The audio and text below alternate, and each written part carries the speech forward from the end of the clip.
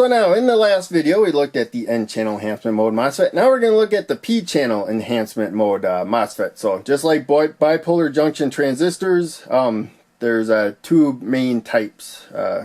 We have N-channel and P-channel. So we're looking at P-channel. But we also have enhancement mode and depletion mode.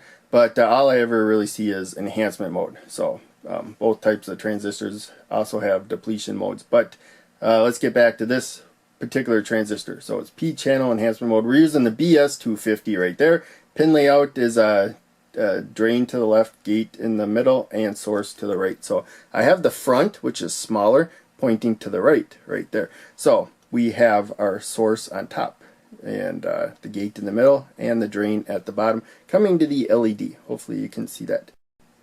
So now the transistor is off. We have the gate to the positive supply. This is the symbol that for the P-channel enhancement mode MOSFET that I got from the book The Art of Electronics. Some people don't like it, but that's the one they use. We have the load on the drain side over there, as we saw before. It is not conducting right now because we are to the positive supply. We can pick up stray signals in the air though. The gate is very sensitive and it will lock into place if you don't give it a current path. But in any case, we go to ground right there. So that actually makes the gate more negative, and the channel in there gets more positive. It starts conducting better. So that's why it's enhancement mode. When the channel gets more positive, it conducts better. So now the load should be what sets the current here. It should be conducting better than what the load needs. So 220 ohm, protecting a red LED there. Always make sure the long lead, the anode, more positive, short lead, the cathode, more negative for the LED. That's anode, that's cathode. We have also the gate does not pass current. I didn't mention this in the last video with the N channel. But, you know, it's kind of like a little capacitor. A slight current shifts when the voltage changes, but that's it. Then it stops. So hardly none.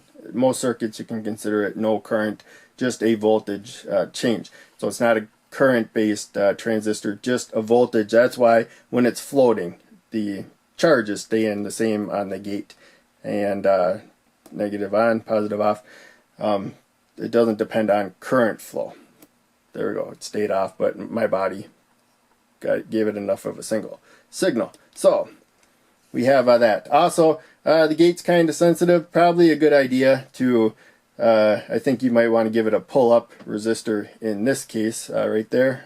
Well, that would keep it on until you force it off. If you want it to naturally be off in case your switch is floating or something, you could, you know, tie it down to ground right there, pull down resistor, depending on your needs for the circuit. So that will help protect it, and it'll help either keep it on or off when this is floating, whichever one you prefer. So that's it for this video. Just looking at it as a switch, so hope you enjoyed.